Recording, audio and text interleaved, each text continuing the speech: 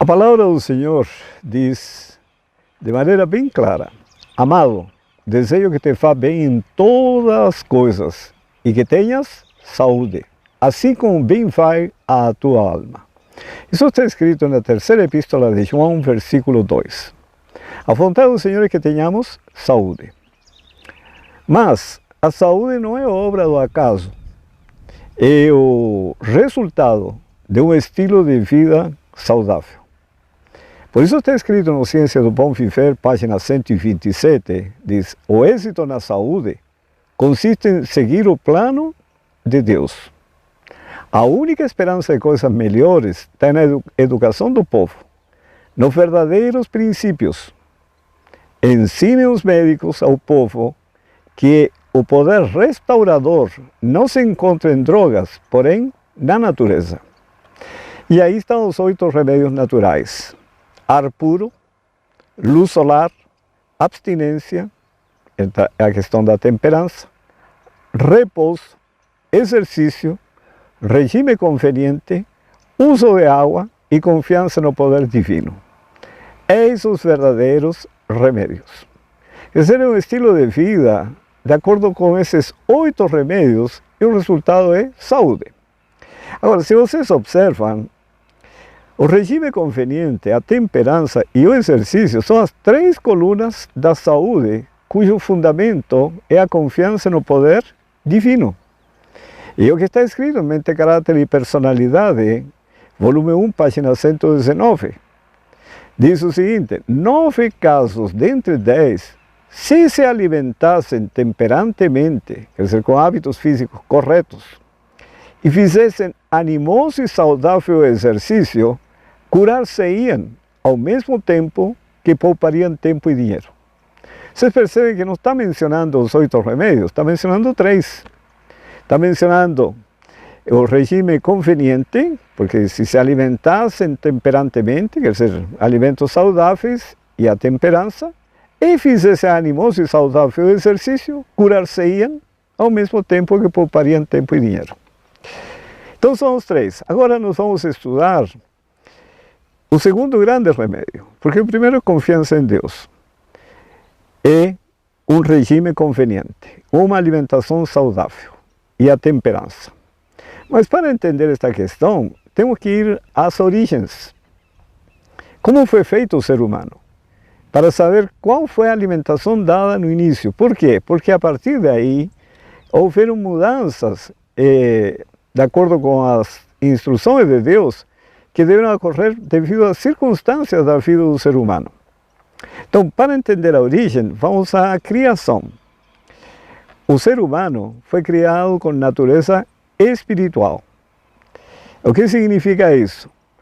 Ele era regido por princípios, por leis, mas não pelas paixões, como é o caso hoje. Gênesis capítulo 1, versículo 26 a 27, e disse Deus: façamos o homem à nossa imagem, conforme a nossa semelhança. E criou Deus o homem à sua imagem, a imagem de Deus o criou, homem e mulher os criou. Então ele foi criado à imagem de Deus. O que significa isso? Tinha o mesmo caráter do Senhor Jesus Cristo, manso, humilde, misericordioso, compassivo, paciente. Essa era a natureza do Senhor. Mas para a preservação da saúde e da vida do ser humano, lhe foi também estabelecida a alimentação a esse ser criado. E aí que está Gênesis capítulo 1, versículo 29. E disse Deus: eis que vos tenho dado toda a erva que dê semente, que está sobre a face da terra. Não entram os alimentos que estão nas águas, vegetais nas águas. E toda árvore em que há fruto que dê semente ser-vos-á para mantimento. E ervas que dão semente, nós temos 3 grupos de alimentos. Os cereais, que são ricos em carboidratos, têm todos os outros nutrientes, proteínas, minerais, vitaminas, fibras alimentares, gorduras, mas eles são ricos em carboidratos, fonte de energia. Tá? E aí está o arroz, o trigo, o milho, a aveia e outros mais. E além desse grupo, temos outro grupo de ervas que dão semente, que são as leguminosas, que são fontes ricas em proteína, mas também tem os outros nutrientes. Aí estão os feijões, lentilha, ervilha, grão de bico. E o terceiro grupo são oleaginosas, fontes de gordura, mas também tem todos os outros nutrientes, em menor quantidade. Aí entra a linhaça, o gergelim, a chia, o amendoim, ervas que dão semente. E o segundo grande grupo são árvores em que há fruto que dê semente. Estão todas as frutas e um grupo especial que são oleaginosas, que são fontes de gordura. Aí nós temos as castanhas, todas as castanhas, nozes, amêndoas, castanha do Pará, etc. O abacate, o coco, que fornecem gordura, e azeitonas. Agora, essa foi a alimentação dada no início, mas infelizmente entrou o pecado, entrou a desobediência à palavra de Deus.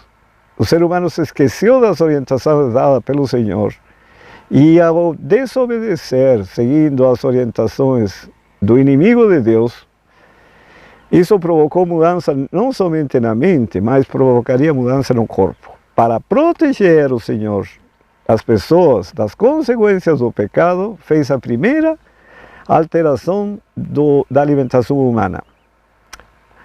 Está relatado isso em Gênesis capítulo 3, versículos 17 a 18.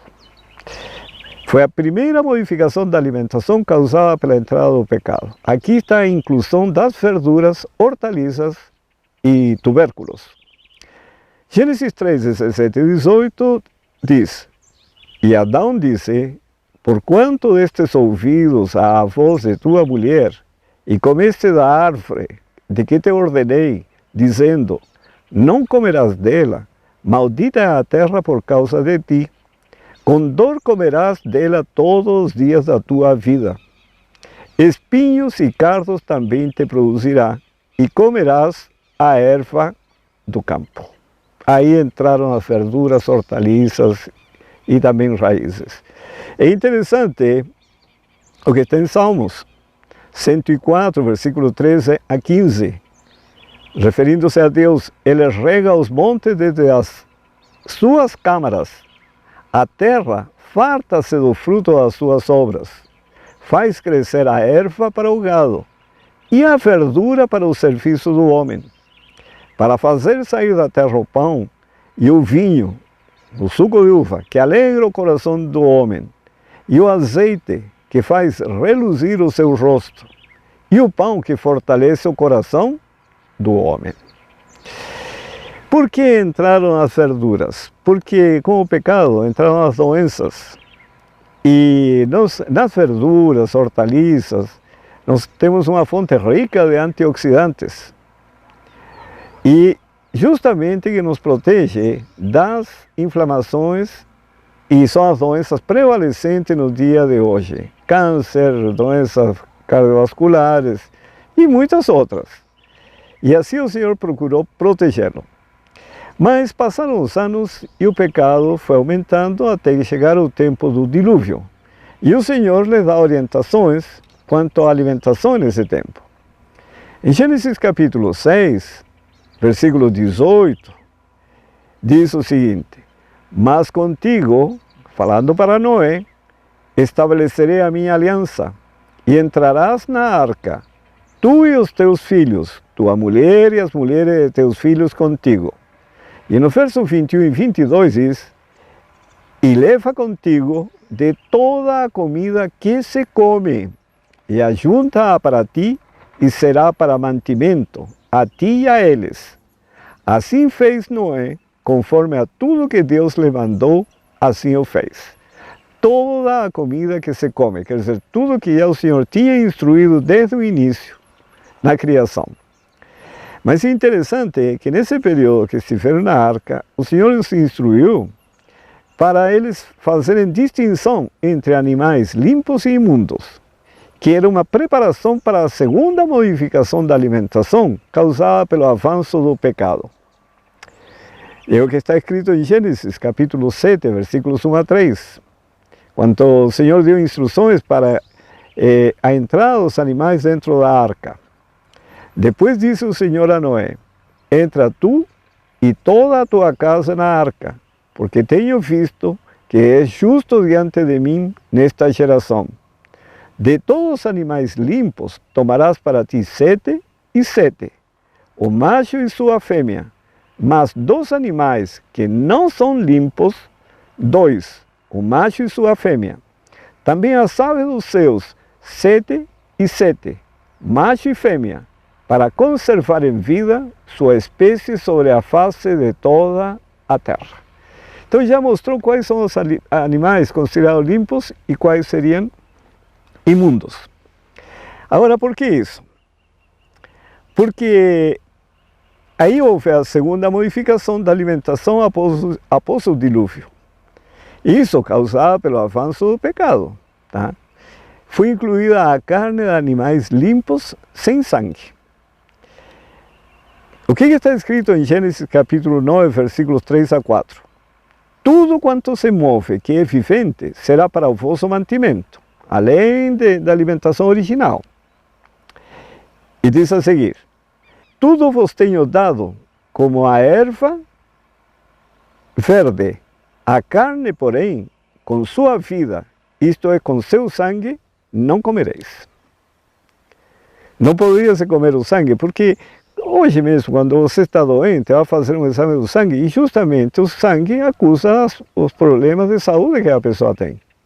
A doença, assim como a vida está no sangue, a doença também está no sangue. Por isso que o Senhor diz: podem comer de todos os animais que já tinha dito que eram limpos, mas sem o sangue. Bom, o ser humano se estabelece depois do dilúvio, seguindo as orientações de Deus quanto à alimentação, mas ele teve algumas experiências diferentes.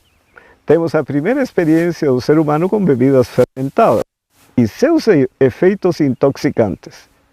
Em Gênesis capítulo 9, versículos 20 e 21, experiência de Noé: e começou Noé a ser lavrador da terra, e plantou uma vinha, e bebeu do vinho, o suco de uva, e embebedou-se, e descobriu-se no meio de sua tenda. Tirou sua roupa, suas vestes, devido aos efeitos do vinho, o suco de uva fermentado.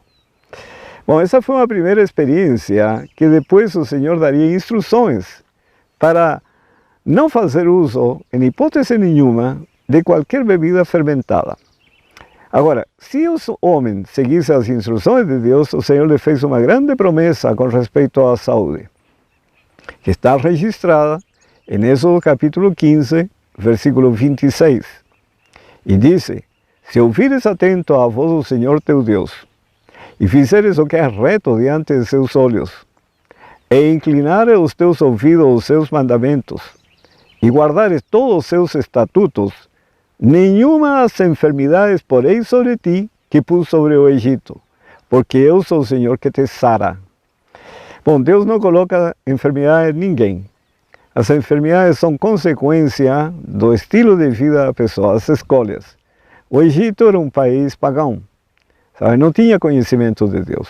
Não tinha esse conhecimento que lhe permitiria seguir um estilo de vida saudável. E as doenças seriam consequência. Mas o Senhor está dizendo aos hebreus: se vocês seguem todas as orientações dadas por mim, vocês não vão ter nenhuma das enfermidades que eles têm. Agora, para isso eu preciso, para receber a bênção da saúde, é necessário ter fé na palavra de Deus. Mas graças a Deus, conforme está escrito em Hebreus capítulo 12, versículo 2, diz: olhando para Jesus, autor e consumador da fé. Quer dizer, se nós olharmos para Jesus, as consequências naturais vão ser paz, vão ser saúde, enfim, o bem-estar que o ser humano sempre procura, se encontra centralizado na pessoa do Senhor Jesus Cristo.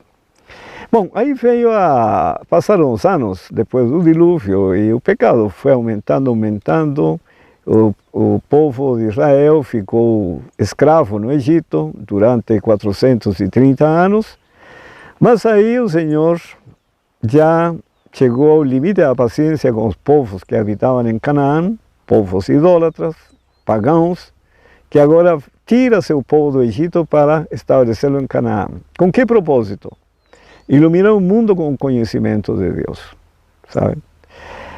Só que aí eles deu uma alimentação especial durante esse período, porque eles não tiveram a fé suficiente para sair do Egito e entrar em Canaã e tomar posse.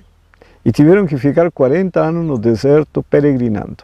E para esse período o Senhor les deu um alimento especial.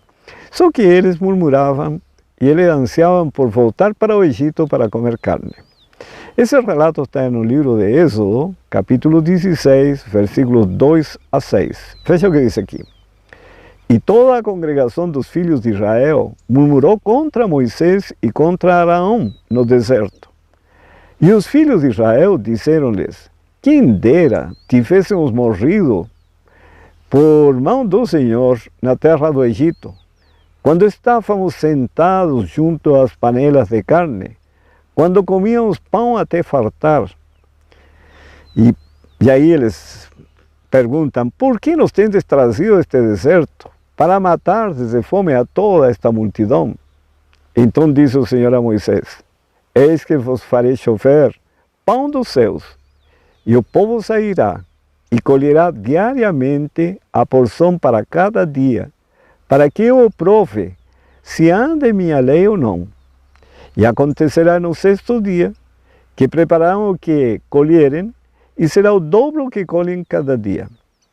Então disseram Moisés e Arão a todos os filhos de Israel: à tarde sabereis que o Senhor vos tirou da terra do Egito. E no verso 8 diz mais Moisés: isso será quando o Senhor, à tarde, vos der carne para comer, e pela manhã pão a fartar. Porquanto o Senhor ouviu as vossas murmurações, com que murmurais contra Ele. E quem somos nós?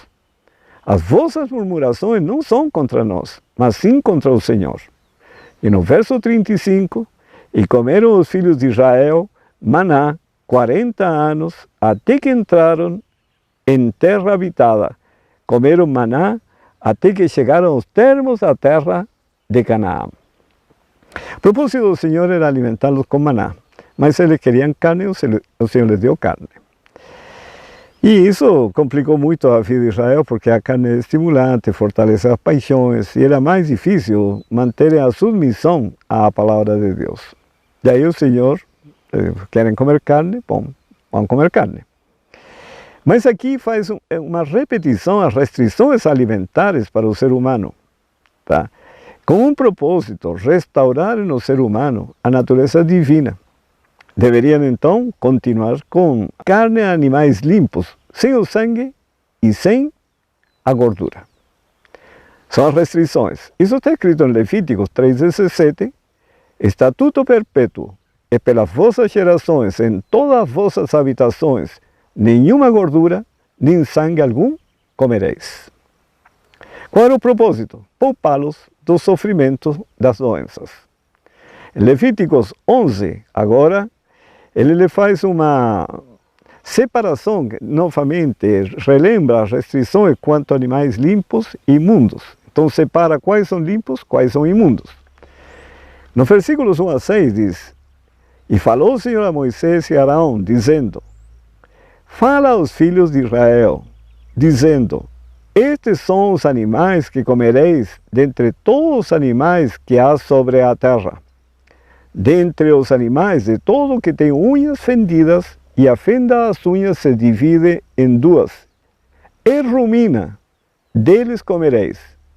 Deste, porém, não comereis. E aqui ele vai mencionando as características.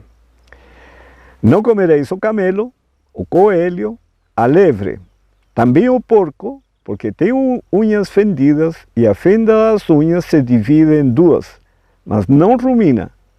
Este vos será imundo. Das suas carnes não comereis, nem tocareis nos seus cadáveres. Estes vos serão imundos.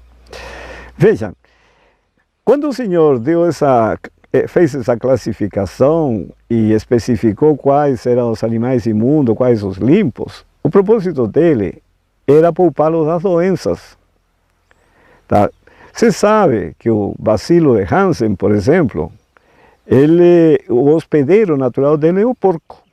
E no país de clima quente, isso é mais significativo porque ele está relacionado com Hansen e Hansen, lepra.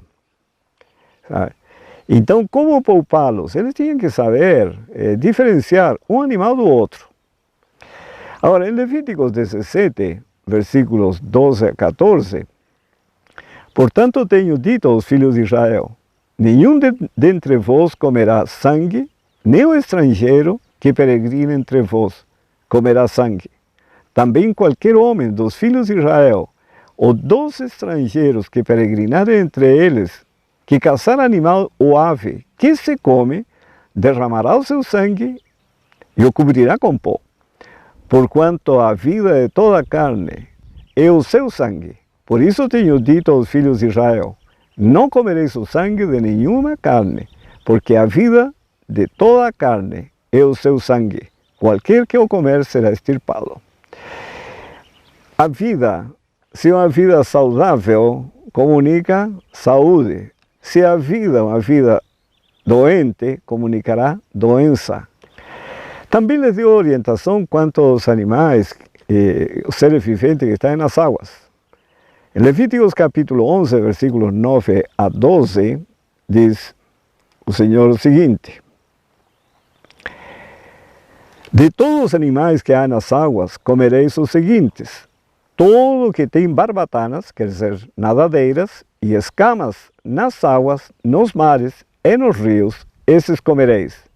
Mas todo que não tem barbatanas, nem escamas, nos mares e nos rios, todo réptil das águas, e todo ser vivente que há nas águas, estes vos serão para vós abominação. Ser-vos-ão, pois, por abominação da sua carne não comereis, e abominareis o seu cadáver. Todo que não tem barbatana ou escamas nas águas será para vós abominação. Por que o Senhor deu essas instruções de que alguns tinham que ter escamas, tinham que ter nadadeiras e assim por diante? Porque cada animal, cada ser vivente criado foi com um propósito. Sabe? Isso não significa que todos servem para alimentação. Porque se você analisa cada ser vivente, todos têm proteínas, têm minerais, têm vitaminas, enfim. Mas isso não é suficiente. Se você, por exemplo, vê um urubu, uma ave, ele não foi feito para a alimentação humana. O propósito dele é comer carniças, comer cadáveres, limpar a terra. Com o mesmo propósito foi o camarão, o siri, o caranguejo, todos eles têm esse propósito. Agora, entre os peixes de couro, os peixes de escama, os peixes de couro, eles são muito mais tóxicos e hoje a maior concentração de mercúrio está nos peixes predadores. Então, por isso que o Senhor fez diferenciação entre um e o outro, para o homem preservar sua saúde. Porque, primeiro, nunca foi feito o peixe nem qualquer animal com o propósito de alimentar o ser humano. Tudo isso veio como consequência do pecado. Para lidar com o problema do pecado, o Senhor fez separação. Bom, isso pode que é menos prejudicial, mas isso não pode porque isso vai comprometer a saúde. Então, se nós quisermos ter saúde hoje, temos que procurar conhecimento já desde a origem, como era o ser humano e qual foi a alimentação dada para ele.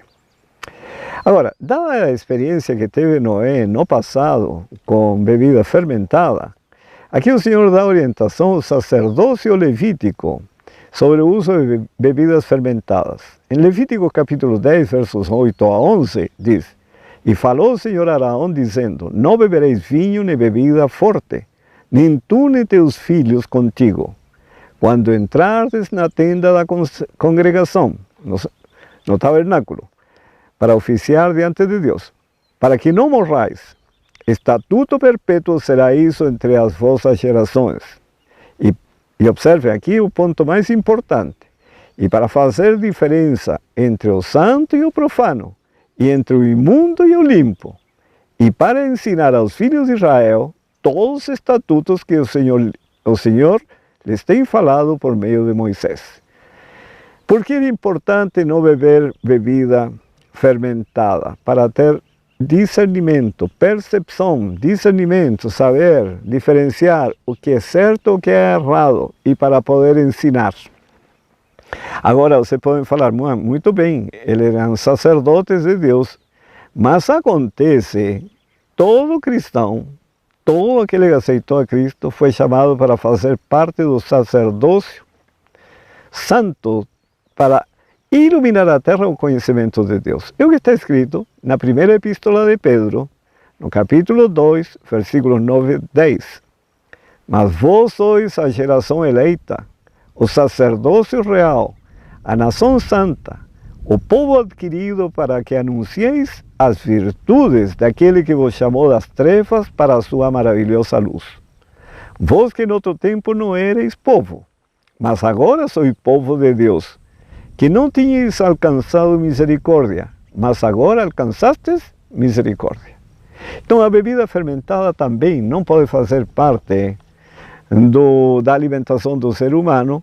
Por quê? Porque obscurece a mente, diminui a percepção, discernimento, raciocínio, e a pessoa não tem como compreender a palavra de Deus, nem pode ensiná-la corretamente. Mas, ao mesmo tempo, les relembra a promessa da bênção da saúde sob a condição de obediência a toda a palavra de Deus, o que está escrito em Deuteronômio, capítulo 7, versículo 11 a 15.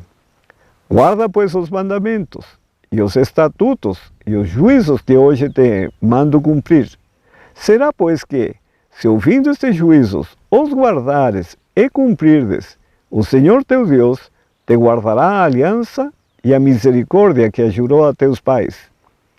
E no verso 13 diz, e amar-te-á, e abençoar-te-á, e te fará multiplicar, abençoará o fruto do teu ventre, e o fruto da tua terra, o teu grão, e o teu mosto, e o teu azeite, e a criação das tuas vacas, e o rebanho do teu gado, miúdo, na terra que jurou a teus pais dar-te.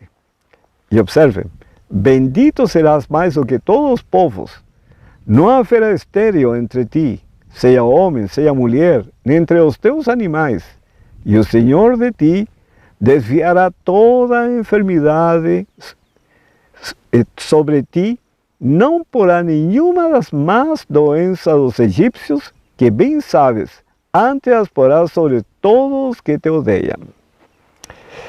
A saúde é resultado final, não somente um estilo de vida saudável, mas a bênção de Deus. Porque quem age pela fé, Deus o abençoa, se alegra de ter um povo que quer ter saúde, quer ter discernimento, raciocínio, para poder entender a palavra, ensinar a palavra e poder salvar muitas pessoas do sofrimento, como hoje o mundo experimenta em cada família. Salvar pessoas do câncer, de problemas cardiovasculares, de diabetes, de depressão e assim por diante. Mateus capítulo 4, verso 4, revela uma verdade tão importante. Porque a alimentação é importante. Mas vejam, está escrito, diz o Senhor Jesus, nem só de pão viverá o homem, mas de toda a palavra que sai da boca de Deus. E agora, na dispensação cristã, passaram-se os anos, o pecado sempre aumentando, mas há uma continuidade do regime alimentar durante a dispensação cristã. Não houve mudanças nesse período. Isso está escrito de maneira bem simples em 1 Coríntios, capítulo 10, versículo 31. O apóstolo Paulo diz, portanto, quer comais, quer bebais, ou façais outra qualquer coisa, fazei tudo para a glória de Deus. Como podemos fazer tudo para a glória de Deus, inclusive no que comemos? O Senhor Jesus diz o seguinte, em João capítulo 17, verso 4, eu glorifiquei-te na terra. De que modo? Tendo consumado a obra que me destes a fazer. Assim que glorificamos ao Senhor. E neste texto que está em Conselho sobre o Regime Alimentar, página 44, veja o que está escrito. Grande parte de todas as enfermidades que afligem a família humana resulta de seus próprios hábitos errôneos. em virtude de sua voluntária ignorância ou do menosprezo pela luz que Deus tem dado em relação às leis do seu ser. Não nos é possível glorificar a Deus enquanto vivemos em violação das leis da vida. Não nos é possível ao coração manter-se consagrado a Deus enquanto se tolera a concupiscência do apetite. Um corpo enfermo e um intelecto desordenado em virtude de contínua tolerância para com a ruinosa concupiscência torna impossível a santificação do corpo e do espírito. O apóstolo compreendia a importância das condições saudáveis do corpo para a bem-sucedida perfeição do caráter cristão. Diz ele: mas esmurro meu corpo e o reduzo à escravidão, para que, tendo pregado a outros, não venha eu mesmo a ser desqualificado. Ele menciona os frutos do Espírito, entre os quais está a temperança. E acrescenta: os que são de Cristo crucificaram a carne com os seus vícios. Conselho sobre o regime alimentar, página 44. E interessante porque quando a pessoa segue as orientações do Senhor, recebe a bênção de Deus. 1 Samuel capítulo 2, verso 30, é bem claro. Porquanto diz o Senhor Deus de Israel: na verdade, tinha falado eu que a tua casa e a casa de teu pai andariam diante de mim perpetuamente. Porém agora diz o Senhor: longe de mim tal coisa, porque os que me honram, honrarei. Porém os que me desprezam, serão desprezados. Está escrito. É assim que diz o Senhor. Honre o Senhor e o Senhor honrará. Desonre o Senhor e as bênçãos do Senhor não vão ser recebidas. Pois bem, agora estamos já bem avançados no tempo, a vinda do Senhor Jesus está muito próxima, e é necessária uma quarta e última modificação da alimentação para o povo de Deus. Com que propósito? Para a restauração da imagem e semelhança de Deus na alma humana. Um retorno à alimentação depois da entrada do pecado. Logo que entrou o pecado, Deus estabeleceu qual seria a melhor alimentação para preservar a saúde e a vida nesse ambiente de pecado, de desobediência que se vive, de transgressão, que se recebem as consequências. E o que está escrito em Conselho sobre o Regime Alimentar, página 456. A obra da reforma de saúde é o meio empregado pelo Senhor para diminuir o sofrimento de nosso mundo e para purificar a sua igreja. Os dois propósitos. Ensinai ao povo que eles podem desempenhar o papel da mão ajudadora de Deus mediante sua cooperação com o obreiro mestre na restauração da saúde física e espiritual. Esta obra traz o selo divino e há de abrir portas para a entrada de outras verdades preciosas. Há lugar para trabalhar em todos quantos efetuam esta obra inteligentemente. Conservar na frente a obra de reforma de saúde é a mensagem que sou instruída a apresentar. Mostrai tão claramente o seu valor que se fez a sentir uma vasta necessidade dela. A abstinência de todo alimento e bebida prejudiciais é o fruto da verdadeira religião. Aquele que é perfeitamente convertido abandonará todo hábito e apetite prejudiciais. Pela abstinência total, vencerá ele o desejo das condescendências que destroem a saúde. É necessária essa obra, não somente viver essa obra, mas ensinar aos outros para que recebam os mesmos benefícios. E qual seria então a alimentação adequada? Relembrando o que o Senhor já tinha dito no início. A Ciência do Bom Viver, página 295 e 296 diz: cereais, frutas, nozes e verduras constituem o regime dietético escolhido por nosso Criador. Isso depois da entrada do pecado.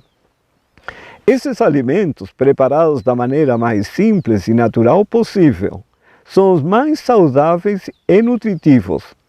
Proporcionam uma força, uma resistência e vigor intelectual que no son promovidos por una alimentación más compleja y estimulante.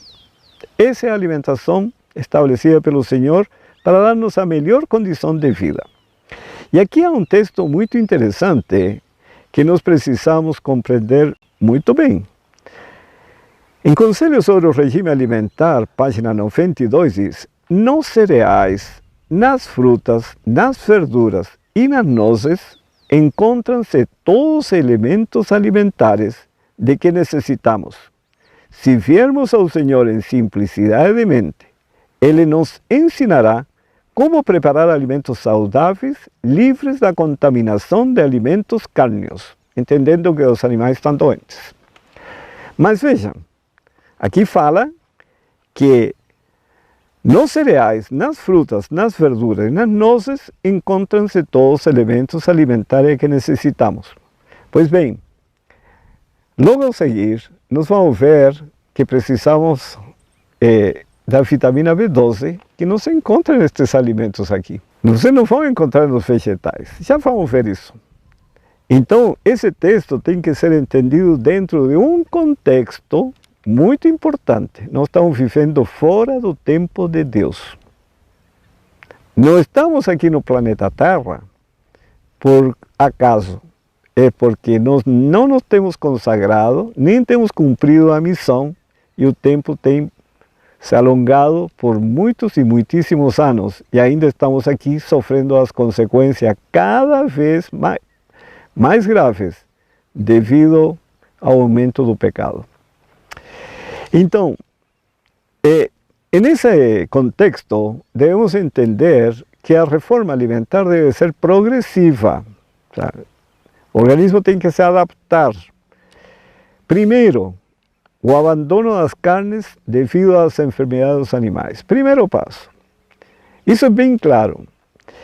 Conselho sobre o Regime Alimentar, página 386, diz: a possibilidade de contrair doenças é 10 vezes aumentada pelo uso da carne. Isso foi escrito em 1868.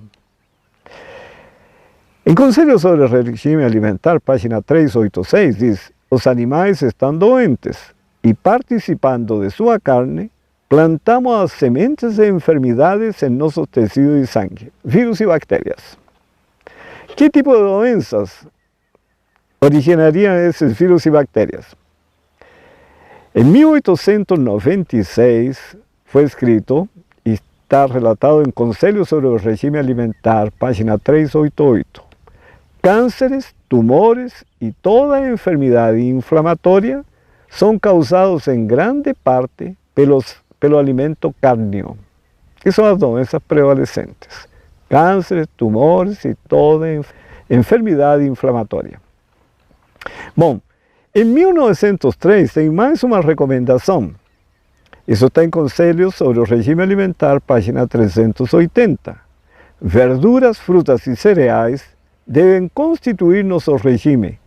Nenhuma grama de carne deve entrar em nosso estômago. 1903 foi escrito isso. Passaram-se os anos e nem sempre são atendidas advertências do Senhor. Até que chegamos ao ano 2008, um médico alemão, Gerhard Zurhausen, depois de uma pesquisa de 11 anos sobre causas infecciosas nos cânceres humanos, recebeu o Prêmio Nobel de Medicina e Fisiologia no ano 2008. E o que ele descobriu? 18,6% dos cânceres humanos eram devidos a causas infecciosas, totalizando naquela época 2.017.000 casos no mundo inteiro, sendo que 10,3% devido a Epstein-Barr, aquele vírus relacionado com herpes, 27,9% devidos ao papiloma humano, o vírus do papiloma humano, 24,8% devidos aos vírus de hepatite B e hepatite C, e finalmente 37% devidos à bactéria H. pylori. Interessante que ele relacionou tudo isso com o consumo da carne. E diz a seguir: em seus estudos relatórios examinados mostravam que quanto maior era o consumo de carne vermelha, maior era a incidência de câncer coloretal e câncer de mama. E nos países onde maior era o consumo de carne vermelha, como Argentina, Uruguai e Nova Zelândia, maior era a incidência de câncer coloretal e câncer de mama. E finalmente, seus estudos mostram que os vírus polioma, e observem, e papiloma podem sobreviver em um ambiente proteico a temperaturas de até 80 graus Celsius durante 30 minutos ou mais. E ele acrescenta: estas temperaturas não são alcançadas na porção central da carne mal passada, assada ou cozida. E aí que estão os riscos do câncer. Agora, essa é uma questão, foi em 2008. 2015, 7 anos depois, a Organização Mundial da Saúde, através da Agência Internacional de Pesquisa do Câncer, fez um comunicado de imprensa em dia 26 de outubro de 2015. E o que ele diz?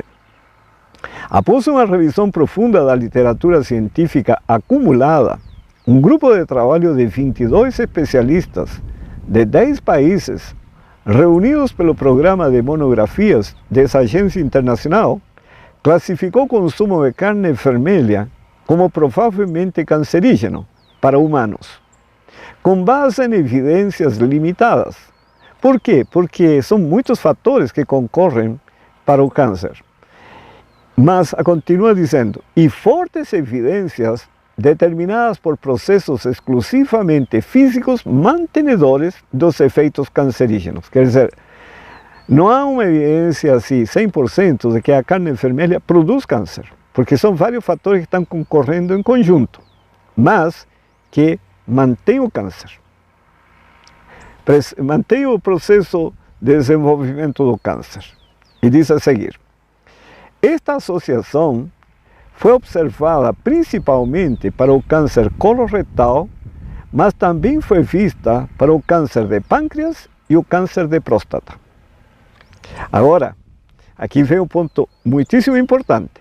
A carne processada foi classificada como cancerígena para humanos. Não é a carne vermelha em si, é a carne processada. Com base em evidências suficientes em humanos, o consumo de carne processada causa câncer coloretal.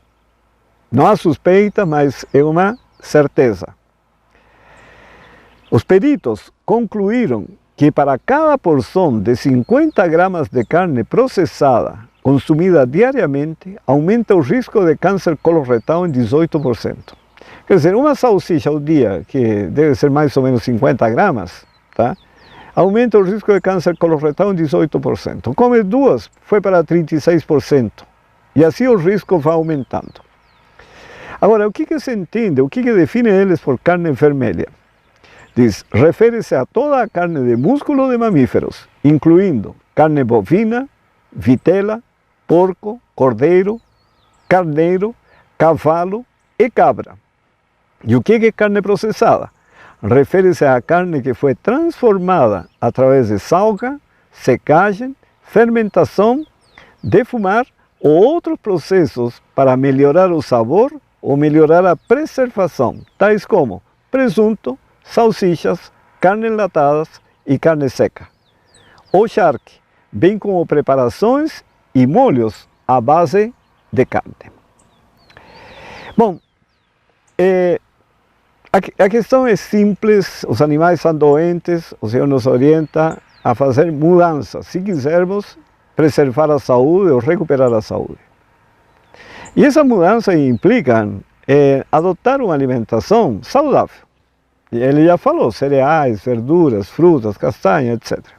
Só que existem pontos de atenção ao mudar o regime alimentar para não comprometer a saúde. E aí vem os princípios da temperança. O primeiro ponto de atenção, quando se abandona a carne, deve ser substituí-la com a variedade de cereais, nozes, verduras e frutas. os quais serão um tempo nutritivos e apetitosos. Isso tem Conselhos sobre o Regime Alimentar, página 315. Então isso é muito importante, porque já vimos que os animais estão doentes. Então, seria razoável abandonar esses alimentos, mas são ricos em zinco, em ferro, em fósforo, vitaminas. Então, para eu ter uma nutrição equivalente, preciso de uma variedade de cereais, de nozes, verduras e frutas. Porque nos vegetais não tem concentração de nutrientes. É um pouco aqui, um pouco ali, um pouco ali, um pouco ali. Nas variedades, nós temos todos os nutrientes.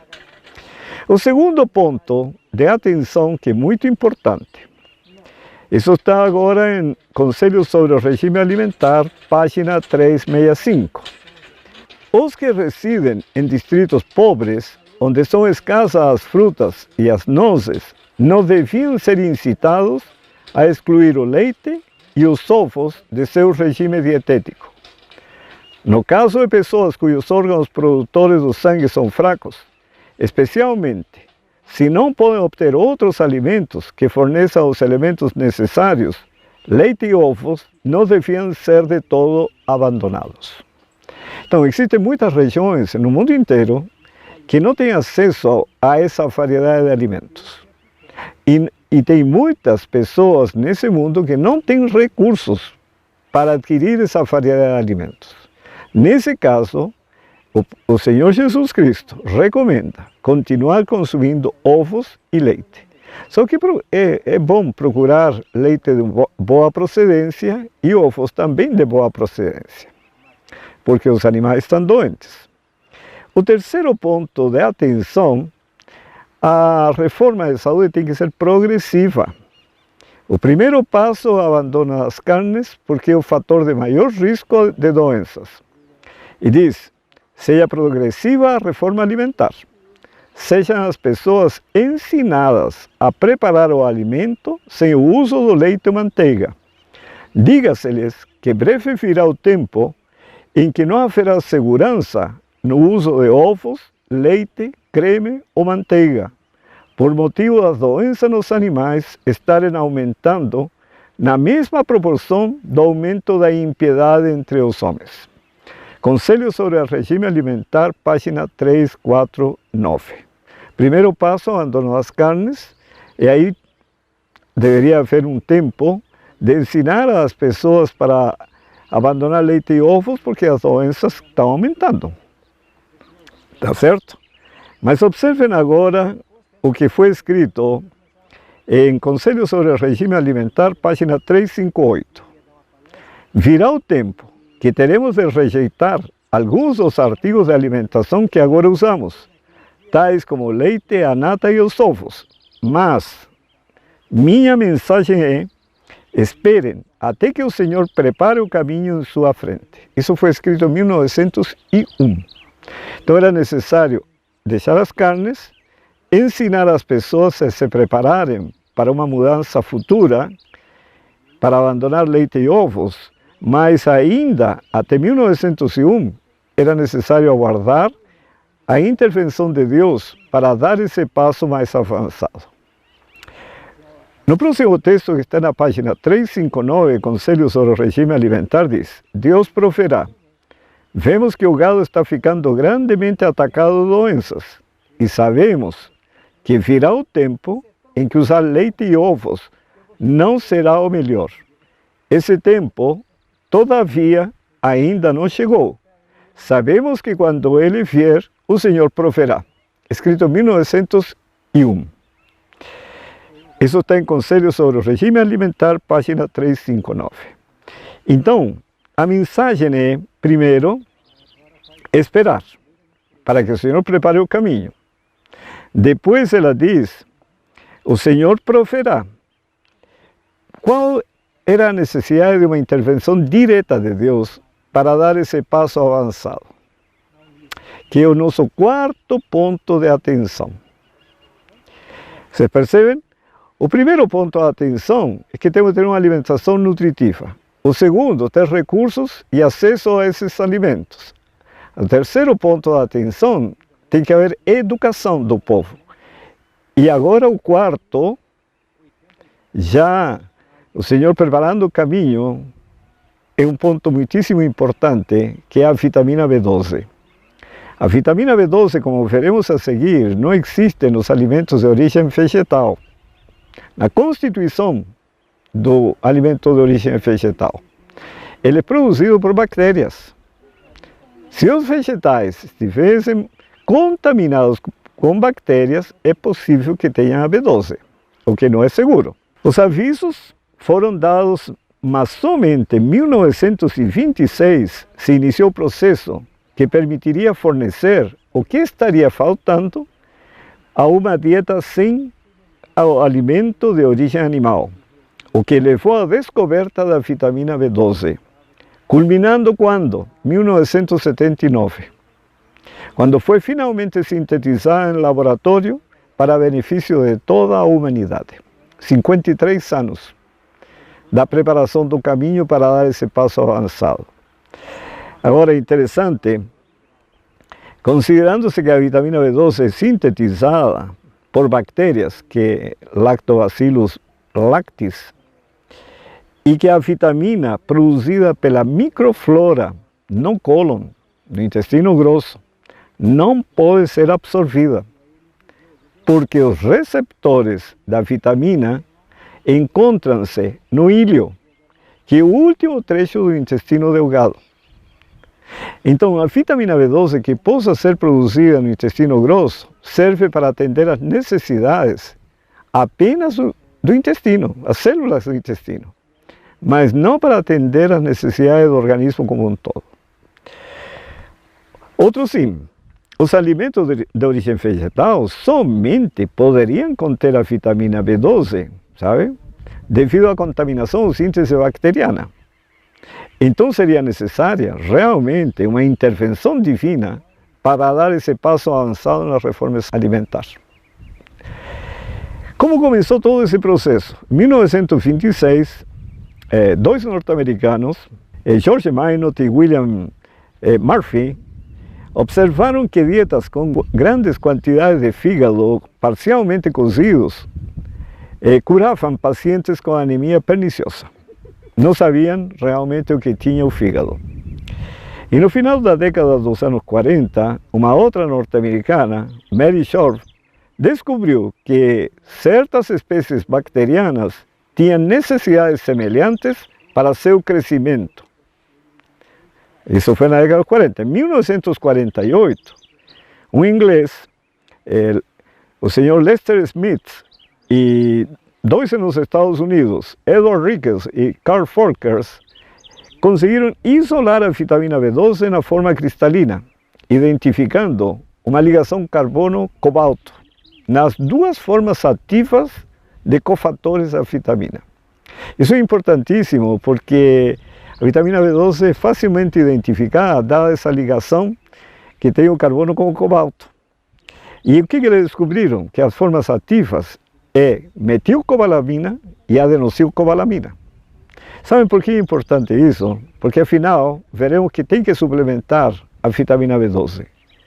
Mas é importante saber que não posso suplementar apenas com metilcobalamina, porque é uma das formas ativas que cumpre funções específicas no organismo. A outra forma ativa, adenossilcobalamina, cumpre outras funções específicas. Se suplemento só com uma, o organismo fica deficiente da outra, ou ficará deficiente da outra, e comprometerá a saúde da mesma maneira.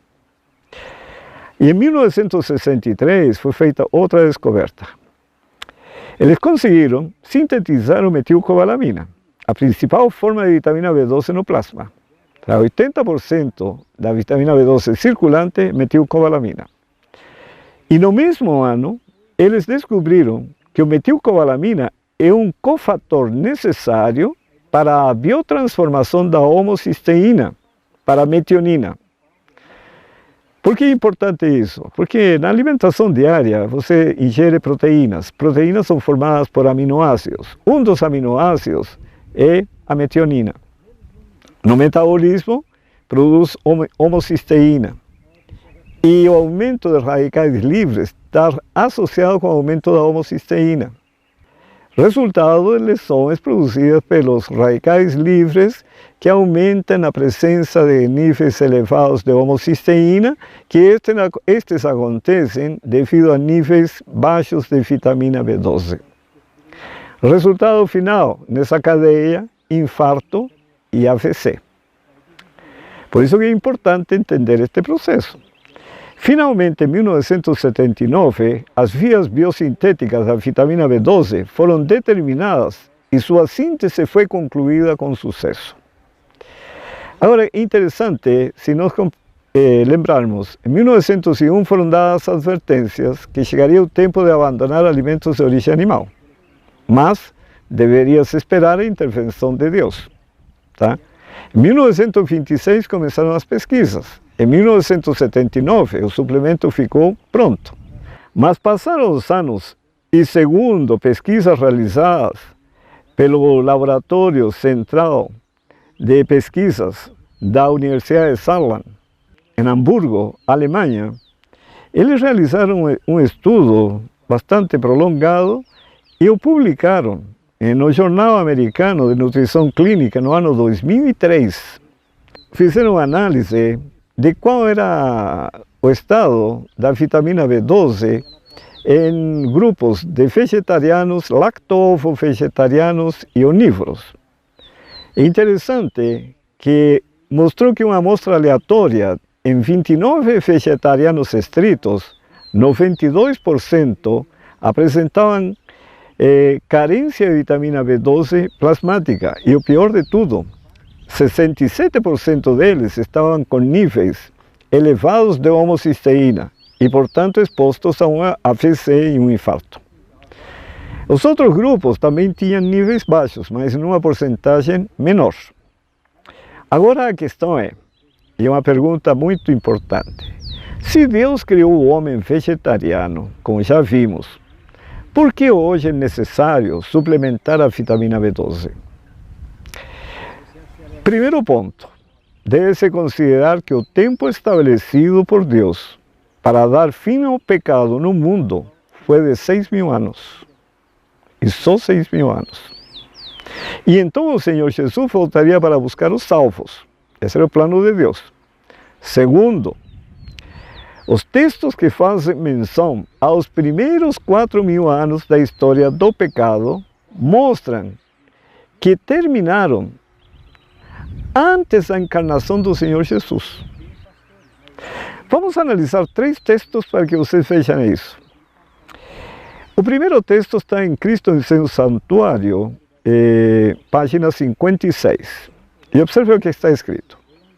No ano 31 de nossa era, 3 anos e meio depois de seu batismo, nosso Senhor foi crucificado.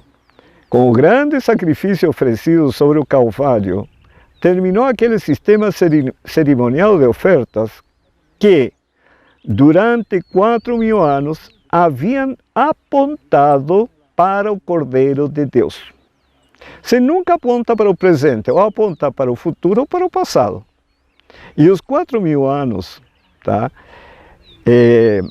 dos sacrifícios, das ofertas sacrificais, realizadas no tabernáculo, tá, no santuário de Deus, eles apontavam para o futuro sacrifício de Cristo. E o texto é bem claro, sabe? Diz, durante 4.000 anos, haviam apontado para o Cordeiro de Deus, esses 4.000 anos.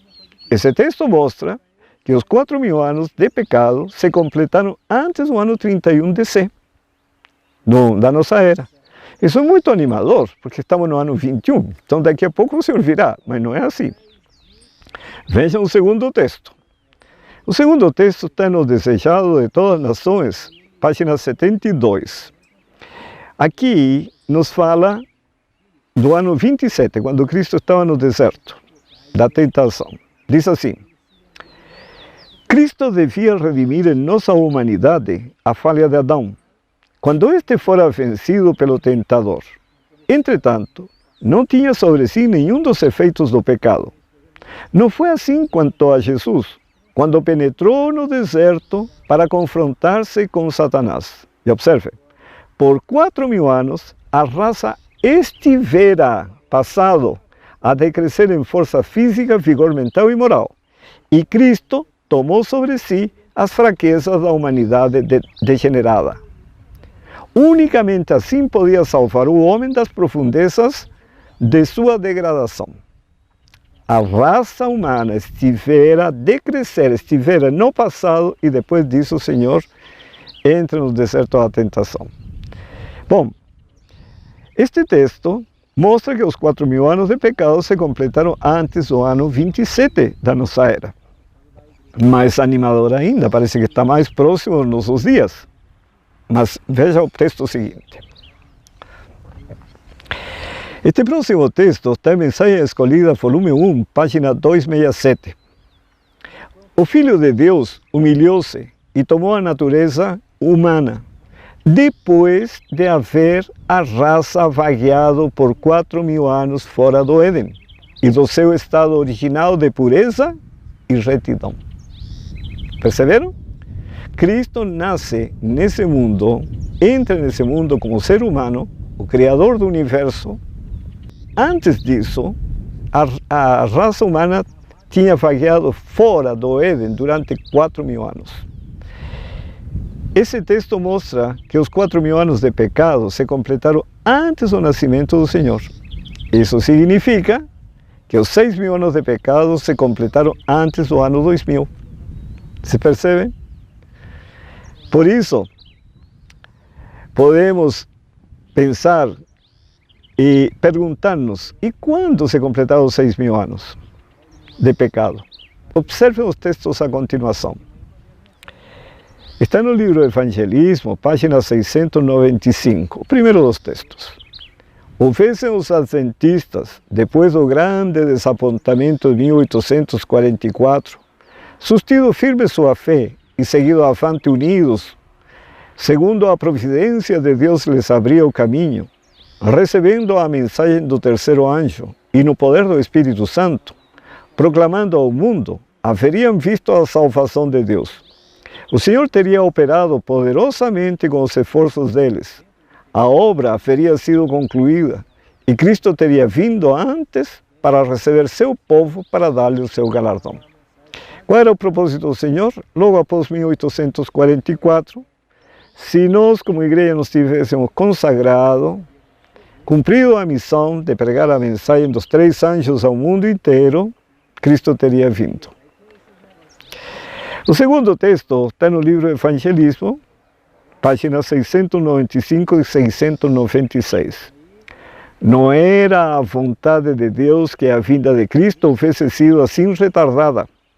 Não era desígnio seu que seu povo Israel vagueasse 40 anos no deserto. Por 40 anos, a incredulidade, a murmuração e a rebelião excluíram o antigo Israel da terra de Canaã. Os mesmos pecados têm retardado a entrada do Israel moderno na Canaã celestial. Em nenhum dos casos houve falta da parte das promessas de Deus. É a incredulidade, o mundanismo, a falta de consagração e a contenda entre o professo povo de Deus que nos tem detido neste mundo de pecado e dor por tantos anos. Percebem? E diz ainda, Evangelismo, página 695, talvez tenhamos de permanecer muitos anos mais neste mundo por causa da insubordinação, como aconteceu com os filhos de Israel. Mas por amor de Cristo, seu povo não deve acrescentar pecado a pecado, responsabilizando a Deus pela consequência de seu procedimento errado. Vocês perceberam? O que acontece? O fato é que não houve provisão de Deus para que o ser humano continuasse por mais tempo neste mundo de pecado. Semelhantemente sucede com a luz solar. Foi dada por Deus como um dos remédios naturais. Mas desde que surgiu o buraco da camada de ozônio, em 1977, o que era uma bênção de Deus se tornou em um fator de risco real para adquirir câncer de pele e cataratas. E assim aconteceu com a vitamina B12. A mulher transfere vitamina B12 na gestação e na amamentação. De geração para geração, hoje as mulheres nem produzem leite, muitas delas. Por degradação do ser humano, alimentação errada, são vários fatores. Então Deus, na sua misericórdia, nos concedeu ao ser humano conhecimento para desenvolver esse comprimido, injeção e poder manter vivo o seu povo e muitos outros que podem se beneficiar. Agora, para saber como fazer uma suplementação adequada desta vitamina, recomendaria assistir no canal YouTube Saúde para a Eternidade os vídeos Reforma de Saúde versus Vitamina B12, partes 1 e parte 2. Bom, vamos ao quinto ponto de atenção. Ácidos graxos essenciais. São dois, ômega 3 e ômega 6. As gorduras, em geral, todas, estão formadas por ácidos graxos saturados e insaturados. Os saturados são as gorduras em estado sólido a temperatura ambiente. Agora, entre os insaturados, existem dois que são essenciais, que necessariamente precisam receber da alimentação. Eles não são produzidos pelo organismo. E a partir dele, o organismo produz muitíssimos outros, necessários para o funcionamento total, que são ômega 3 e ômega 6. Só que eles têm ações contrárias um do outro, as principais, sabe? Ômega 3, por exemplo, é anti-inflamatório. Ômega 6, pró-inflamatório.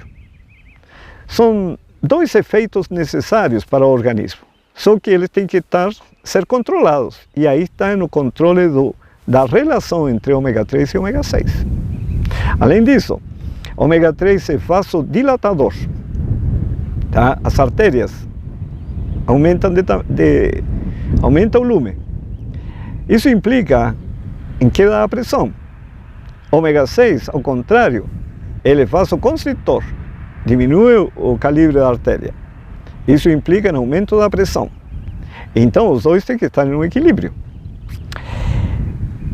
O Centro Nacional de Informações Biotecnológicas do governo americano, uma entidade do governo americano, emite alguns boletins. Em um deles diz o seguinte: consumo excessivo de ômega 6 e uma relação ômega 3 para ômega 6 baixa, isso significa pouco ômega 3 e muito ômega 6, são responsáveis pela origem de muitas doenças inflamatórias, tais como câncer, doenças cardiovasculares e também doenças autoimunes.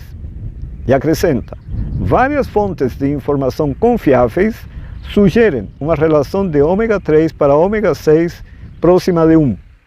O que significa isso? Tanto quanto que se ingere de ômega 3, deveria ser o que se ingere de ômega 6. Mas a realidade é outra. A alimentação da população, em geral, é rica em ômega 6 e pobríssima em ômega 3, sendo a relação típica da alimentação ocidental em torno de 1 para 16. Ingere-se 16 vezes mais ômega 6 que ômega 3. E a recomendação que deveria ser próxima uma da outra. Como o ômega 6 é pró-inflamatório e vasoconstritor, existe uma recomendação dietética da Organização Mundial da Saúde para o ômega 6 de 4,44 gramas por dia, isto é 2% das quilocalorias do dia. E uma ingestão máxima de 6,67 gramas por dia, isto é 3% das quilocalorias diárias. Mas o grande problema está que as sementes de girassol e abóbora e os óleos comestíveis, inclusive o azeite, são fontes ricas em ômega 6. E facilmente, em uma única refeição, pode-se atingir o máximo do ômega 6 recomendado. Ômega 6 é importantíssimo para o bom funcionamento do sistema nervoso, equilíbrio cardiovascular, imunidade orgânica, cicatrização, reações alérgicas e inflamatórias. Certo? Quer dizer, é necessário, não posso dispensar o ômega 6. Mas, para o organismo, sabe, obter os benefícios do ômega 6, a alimentação diária precisaria fornecer um aporte adequado de zinco, magnésio, selênio, vitaminas B6, B3, B9 e C, porque são os nutrientes que participam diretamente no metabolismo do ômega 6. Quer dizer, não é suficiente ingerir alimentos ricos no ômega 6. Por isso o Senhor Jesus recomenda uma variedade de verduras, uma variedade de cereais, uma variedade de leguminosas, uma variedade de frutas, uma variedade de castanhas. Porque na somatória das variedades eu tenho todos os nutrientes e o organismo funciona adequadamente. Agora, tem mais, aqui veio o problema sério. Quando é consumido em excesso, impede o organismo utilizar eficazmente o ômega 3. Por quê? Porque no metabolismo concorrem as mesmas enzimas e em grau menor a várias vitaminas e minerais, como vitaminas B3, B6, C, também magnésio e zinco. Perceberam? Tem que ser variada a alimentação e ômega 3 e ômega 6 no equilíbrio correto. Agora, quanto ao ômega 3, embora a linhaça, a soja e todos os peixes oleosos, que são peixes de água fria, sejam fontes ricas em ômega 3, seu consumo é escasso pela população em geral. E sendo o problema agravado, considerando as doenças que afetam os peixes e a contaminação devida ao mercúrio, que é um problema de efeito global, difuso e crônico. Quer dizer, o peixe deixa de ser uma boa opção por causa disso. Agora, considerando que o ômega 3 é importantíssimo para a constituição das membranas celulares, regulação da pressão arterial, elasticidade dos vasos, reações imunológicas e anti-inflamatórias, bom funcionamento do sistema nervoso, cérebro, sistema hormonal, etc., então precisa ser uma atenção muitíssimo especial do ômega 3, porque tem a ver com o funcionamento do nosso cérebro. E assim como era necessário para o metabolismo do ômega 6 que a alimentação diária fornecesse uma nutrição adequada, do mesmo modo, para o ômega 3 é preciso um bom aporte de zinco, magnésio e vitaminas B3, B6, C e E, sendo recomendado pelo Departamento de Saúde da França, que é o mais, eu acredito que está melhor centrado nesta questão, uma ingestão diária de ômega 3 de 2,22 gramas ao dia, que é 1% das quilocalorias do dia. Quer dizer, estão considerando uma relação de 1:2 com o ômega 6, que é a melhor relação, certo? Mas se fizer agora uso constante de álcool, tabaco, se a pessoa for portadora de diabetes, e ainda se viver em um ritmo de estilo de vida estressante, prejudica-se a formação do EPA, que é a primeira etapa do metabolismo do ômega 3, e compromete a segunda etapa, que é a formação do DHA, que faz parte da constituição de membrana celular e tecidos nervosos. E aí que a saúde começa a se comprometer.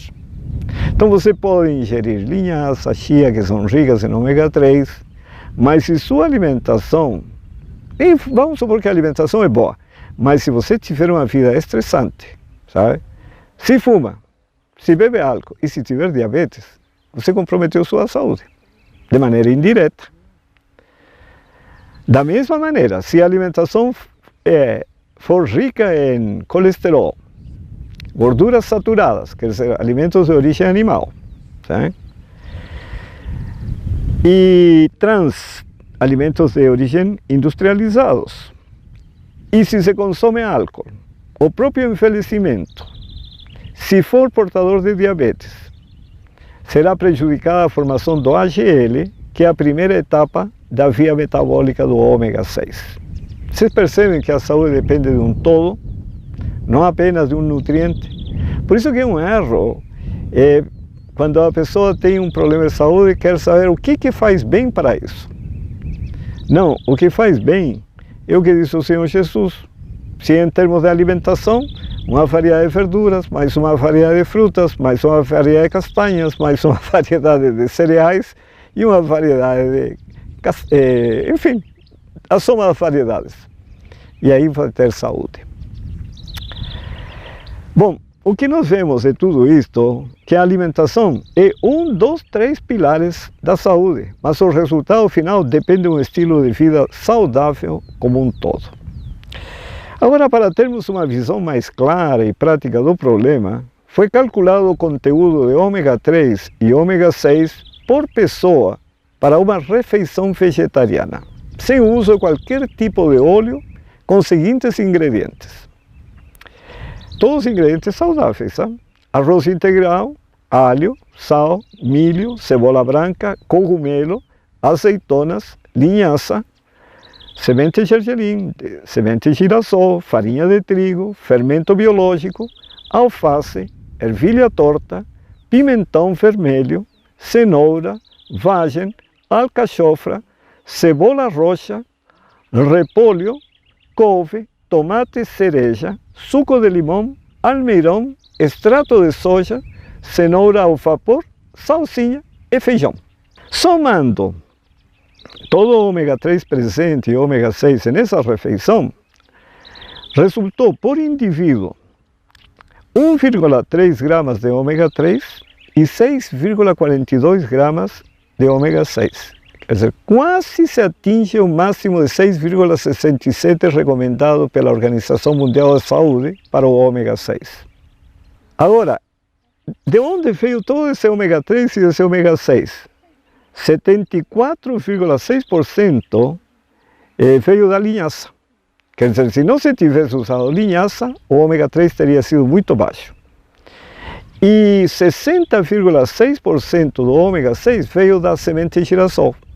Se não se tivesse usado semente de girassol nessa refeição, o ômega 6 também teria sido baixo, o que teria sido bom. Agora, em seguida foi feita uma simulação para verificar o efeito da inclusão do óleo na relação ômega 3 para ômega 6 e foi constatado que, acrescentando-se uma colher de sopa de azeite por refeição, é bem pouco, ômega 3 aumentou para 1,43 gramas, bem pouquinho. E ômega 6 passou para 7,48 gramas. Quer dizer, já passou acima da recomendação. Perceberam? Agora, fazendo a simulação com óleo de girassol, uma colher de sopa por refeição, o ômega 3 voltou a 1,3, que era original porque o girassol não tem ômega 3, e o ômega 6 deu um salto para 15,63 gramas, quer dizer, mais do dobro da recomendação, resultando uma relação de 1 para 12, quer dizer, 12 vezes mais ômega 6 que ômega 3. E aí que está o problema da saúde da população. E isto numa única refeição. Qual a conclusão de tudo isso? Dadas as condições ambientais, que é um ambiente muito agressivo, sabe? Onde as doenças inflamatórias são prevalecentes, é aconselhável o uso diário da linhaça ou chia. Segundo, evitar o uso de óleos, mesmo do azeite, e das sementes de girassol e abóbora, independentemente dos benefícios nutricionais aportados por esses alimentos. Sabe? Isso é o mais recomendável dada a condição do mundo. Inclusive, terceiro ponto, inclusive evitar o uso do óleo de coco. Veja na continuação parte do parecer das sociedades brasileiras de endocrinologia e metabologia e da Associação Brasileira para o Estudo da Obesidade e da Síndrome Metabólica. As duas associações posicionam-se frontalmente contra a utilização terapêutica do óleo de coco com a finalidade de emagrecimento, considerando tal conduta não ter evidências científicas de eficácia e apresentar potenciais riscos para a saúde. As duas associações também não recomendam o uso regular do óleo de coco como óleo de cozinha, devido ao seu alto teor de gorduras saturadas e pró-inflamatórias. Bom, para ter maiores informações sobre este assunto, que eu acho muitíssimo importante, recomendaria assistir no canal YouTube Saúde para a Eternidade o vídeo Saúde Física, Mental versus Ômega 3 e Ômega 6. O sexto ponto da atenção: hábitos alimentares temperantes. Aí estão as combinações alimentares. E é bem simples o que diz o Senhor. Conselho sobre o regime alimentar, página 93, diz: no uso dos alimentos, devemos exercer discernimento e bom senso. Ao percebermos que certo alimento não nos convém, mudemos a dieta, usemos menor quantidade de alguns alimentos, experimentemos outras preparações. Logo saberemos o efeito que sobre nós tem certas combinações. Como seres inteligentes, usemos a nossa experiência e discernimento para decidir que alimento mais nos convém. Vocês percebem? É uma questão muito pessoal. O segundo texto está em Conselhos sobre o Regime Alimentar, página 94. Nossa comida deve ser de acordo com o clima em que vivemos e a ocupação em que nos empregamos. Deus nos tem dado ampla variedade de comidas saudáveis e cada pessoa deve escolher dentre elas aquelas que a experiência e o são juízo demonstram ser as mais convenientes às suas próprias necessidades. Depende do clima, depende do trabalho, depende do organismo. Então não podem se estabelecer regras para todos os seres humanos. Na experiência de Ellen White, está relatado em Conselhos sobre o Regime Alimentar, página 491, diz assim: a família não é obrigada por rígidas regras, como o alimento mais simples preparado pela mais simples maneira. Não me ponho como critério para eles, deixo cada um seguir suas ideias quanto ao que é melhor para si. Uma pessoa não pode ser critério para outros em questão de comida. Impossível é fazer uma regra para ser seguida por todos. Há em minha família pessoas muito amantes de feijão, ao passo que, para mim, ele é veneno. Bem claro, são apenas essas diretrizes dadas pelo Criador para as combinações alimentares adequadas. Porém, normalmente se ouvem muitas outras orientações que são fruto da criatividade humana, embora bem intencionadas, mas na maioria dos casos são desnecessárias, tais como não misturar frutas ácidas com doces, ingerir frutas doces na primeira refeição e as ácidas na terceira refeição, ingerir os alimentos crus primeiro e os cozidos depois. Mais outra, não ingerir 2 carboidratos na mesma refeição, como arroz e macarrão juntos. Mais outra, não ingerir melancia junto a outros alimentos, e etc, e etc, etc, e etc. É verdade que algumas pessoas não conseguem digerir, por exemplo, pepino, outros pimentão, outros couve-flor, ou mesmo aqueles que foram mencionados aqui. Não conseguem comer, por exemplo, melancia junto com banana. Mas tem bem-aventurados que não tem problema nenhum, sabe? Isso que nós temos que ter em mente. Mas isso não acontece com todos. Por esse motivo que é impossível estabelecer uma regra única para todos seguirem, porque nem todos os organismos reagem da mesma maneira.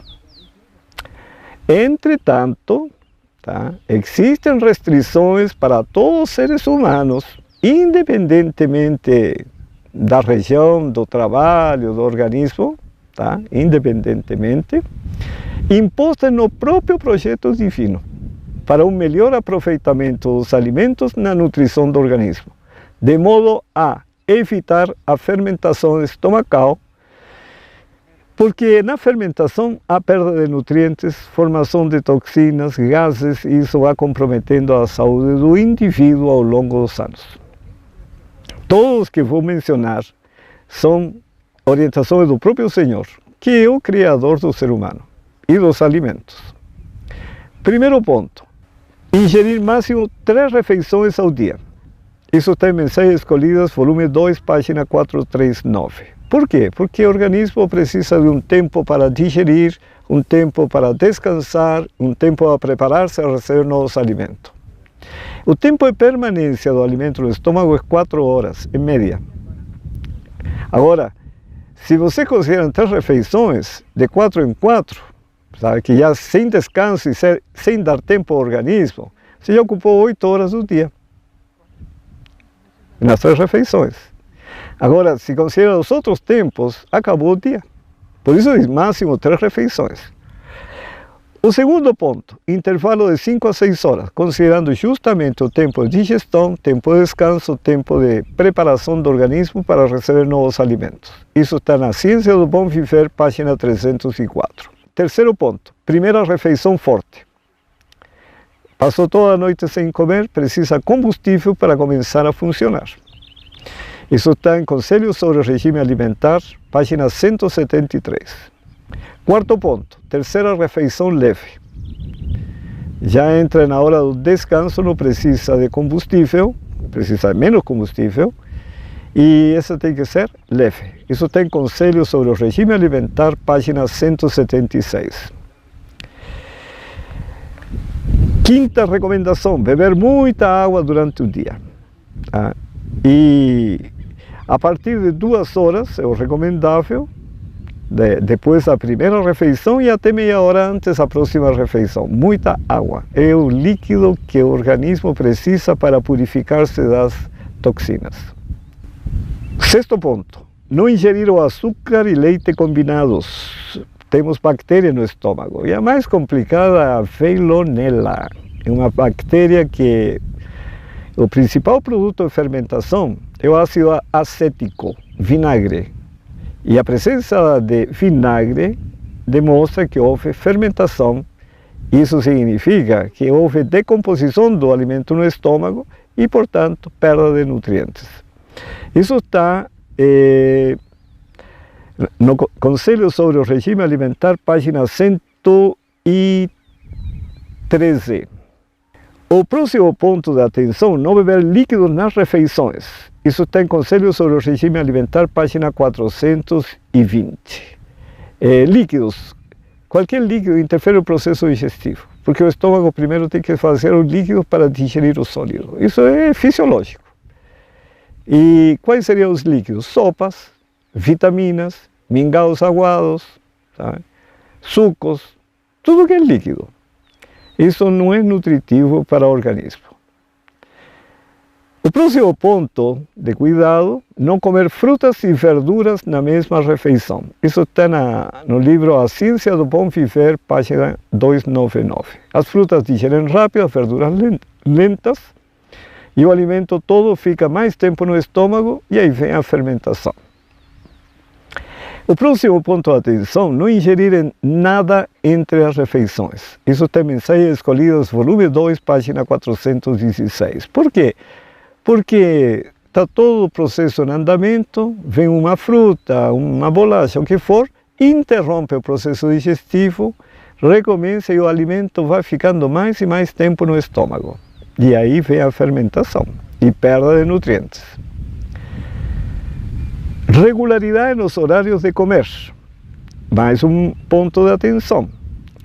Isso está na Ciência do Bom Viver, página 384. O organismo segue um relógio biológico. Então, no horário que você comeu ontem, hoje está preparado para receber alimentos. Se deixa de se alimentar nesse horário, muitas das substâncias vão sendo eliminadas nas próximas horas, e quando vem a comer, aí o organismo tem condições de digerir o alimento de maneira eficaz e vão perdendo-se nutrientes. Outro ponto de cuidado é não comer em demasia, não sobrecarregar o estômago, mais tempo o processo digestivo. Isso tem Conselho sobre o Regime Alimentar, página 102. Outro ponto, não ingerir alimentos suculentos e indigestos. Sabe, aquele alimento que tem muita gordura, frituras, coloca-se queijo, etc. São muito demorados os processos digestivos e isso compromete o aproveitamento de nutrientes. E aí está o livro Temperança, página 138.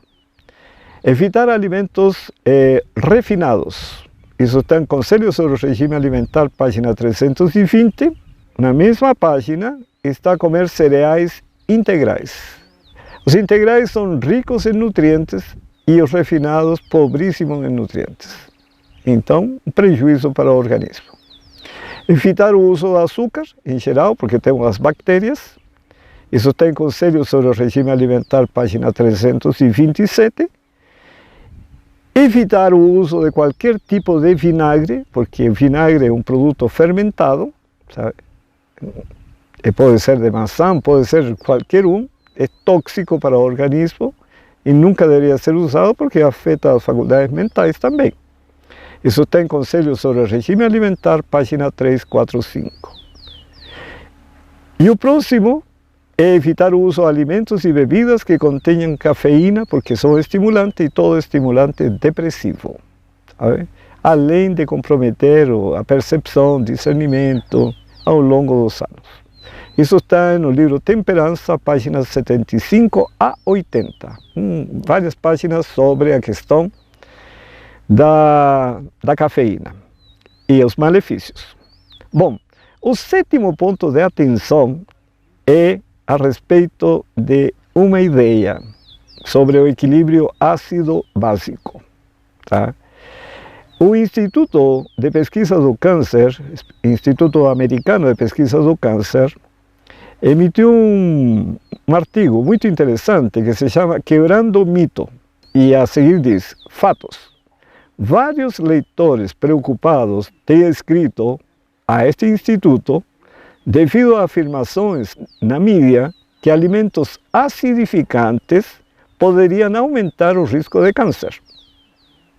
E acrescenta, teorias não comprovadas baseadas em estudos de laboratório sugerem que células cancerosas desenvolvem em um ambiente ácido, que é pH baixo, mas que não podem sobreviver em um ambiente alcalino, pH alto. Então, que as células se desenvolvem no ambiente ácido e no alcalino. Essa é a questão. E ele diz, enquanto estas descobertas são corretas, elas se aplicam somente a células isoladas em um ambiente de laboratório, alterando o ambiente celular do corpo humano para criar um ambiente menos ácido e menos favorável ao desenvolvimento do câncer, é virtualmente uma impossibilidade. Enquanto os defensores de mito argumentam que evitando certos alimentos e ingerindo outros pode mudar o pH do corpo, estas afirmações estão em clara oposição com o conhecimento da química do corpo humano. O equilíbrio ácido-básico é rigorosamente regulado por vários mecanismos, tais como as funções renal e respiratória. Apenas uma leve alteração no pH do corpo constitui-se numa ameaça à vida. E o pH do sangue deve ser controlado em torno de 7,35, entre 7,3 e 7,4. Segundo o Tratado de Fisiologia Médica, o Guyton, diz que quando cai abaixo de 6,8, em poucas horas a pessoa morre. Percebem? Pacientes com enfermidades renais e disfunções pulmonares, por exemplo, frequentemente dependem de equipamentos de hemodiálise e ventiladores pulmonares, respectivamente, para evitar pequenas alterações do equilíbrio ácido-básico. Finalmente, kits de teste que medem o pH da urina não fornecem informações do pH do corpo. É verdade que alimentos, bebidas e suplementos podem afetar a acidez ou a alcalinidade da urina, mas este é o único fluido a ser afetado. De fato, a acidez ou a alcalinidade em excesso é excretada na urina para manter um equilíbrio adequado do pH no organismo. O que você come pode ter um profundo efeito no seu risco de câncer, mas a acidez ou a alcalinidade dos alimentos não é importante. Entretanto, ao fazer escolhas dietéticas, pode-se realmente alterar o risco de câncer. Comer uma ampla variedade de vegetais, frutas, cereais integrais e feijões. Evitar o consumo de carnes vermelhas e processadas, álcool, etc. Tudo isso vai ser bom para a saúde. Mas tem um detalhe. Você pode fazer tudo o que é correto de acordo com o projeto de Deus. Mas para ter saúde, ainda precisa da bênção de Deus. Veja o que está escrito em Conselhos sobre o Regime Alimentar, página 49 e 50. Depois de haver o homem feito tudo em seu poder para garantir a saúde, recusando satisfazer o apetite, a fim de possuir mentes saudável e imaginação santificada, para que possa fazer a Deus uma oferta em justiça, está então salvo somente pelo milagre da graça de Deus. E aqui dá um exemplo. Como a arca esteve salva sobre os vagalhões da tormenta, Noé havia feito tudo o que Deus dele requerera ao preparar a arca. Então Deus fez aquilo que o homem não podia fazer e preservou a arca pelo seu miraculoso poder.